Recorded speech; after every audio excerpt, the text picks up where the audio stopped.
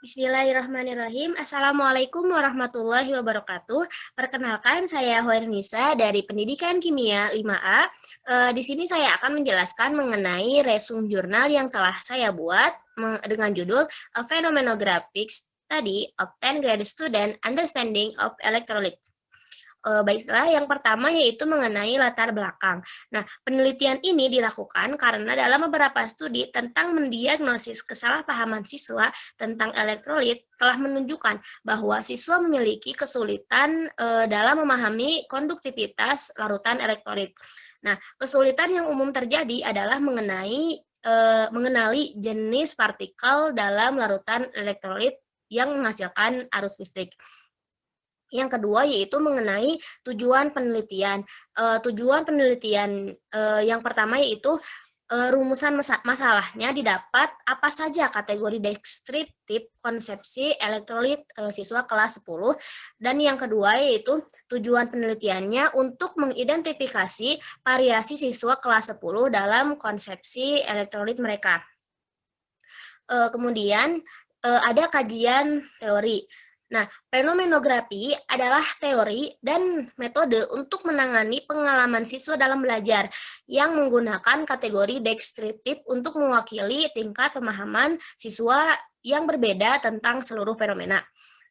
Ada 4 asumsi yang mendasari dalam penelitian fenomenografi. Yang pertama ialah individu membuat konsepsi dalam beberapa cara yang berbeda secara kualitatif ketika mereka merefleksikan suatu fenomena.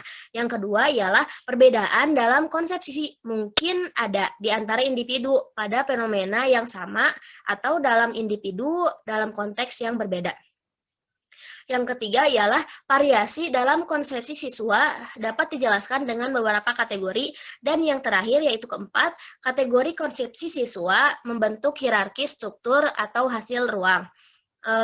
Kemudian mengenai metode penelitian. Metode penelitian ini ialah menggunakan metode fenomenografi dan dilakukan dengan wawancara kepada siswa. Kemudian untuk variabel yang ditelitinya atau pesertanya ialah menggunakan 8 orang siswa kelas 10 dengan tingkat prestasi yang berbeda, di mana satu laki-laki dan satu perempuan pada tingkatan prestasinya.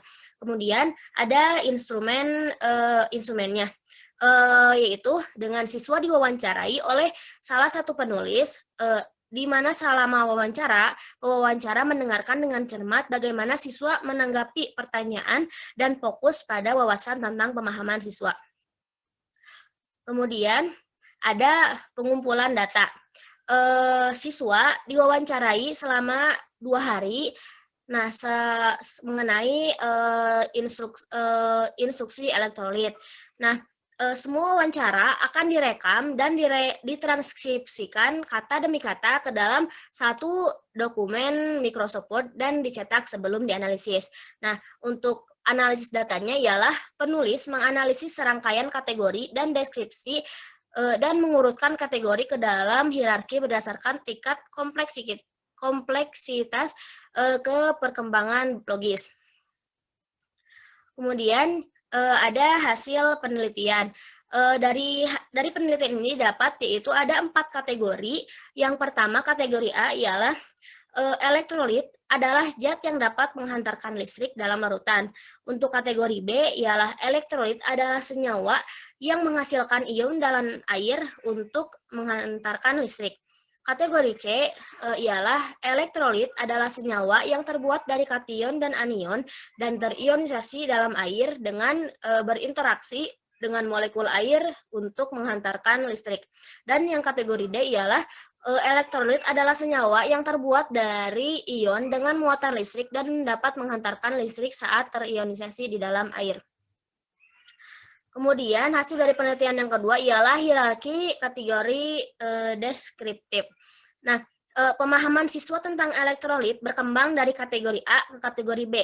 Hierarki ini tidak berarti bahwa semua kategori sepenuhnya benar atau salah. Ini hanya menunjukkan perbedaan kualitatif dalam hasil belajar yang ditemukan ketika siswa mempelajari konsep elektrolit.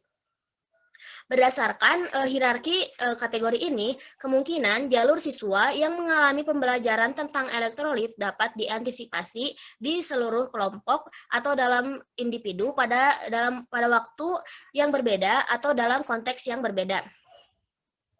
Kemudian kesimpulannya didapat 4 kategori yang deskriptif elektrolit yang berbeda untuk siswa kelas 10. Di antaranya ialah ada kategori A, kategori B, C, dan D. Untuk kategori A ialah elektrolit adalah senyawa yang menghantarkan listrik.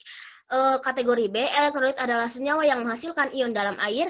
Kategori C, elektrolit adalah materi yang terbuat dari ion dan terionisasi di dalam air dengan berinteraksi dengan molekul lain. Dan elektrolit adalah senyawa yang terbuat dari ion dengan muatan listrik dan dapat menghantarkan arus listrik jika terionisasi dalam air. Itu adalah kategori D. Selanjutnya yaitu komentar. Terdapat 2 kelebihan. Yang pertama yaitu susunan jurnal yang jelas dan rapi, sehingga pembaca dapat memahami isi jurnal dengan mudah. Kemudian penulis juga menuliskan solusi terhadap hasil dari penelitian yang telah dilakukan. Nah, kekurangannya ialah kurangnya landasan teori yang dituliskan, di mana penulis hanya menuliskan beberapa teori dasar dan lebih menjelaskan pada fenomenografinya saja. Mungkin sekian dari saya. Terima kasih. Mohon maaf apabila ada kesalahan.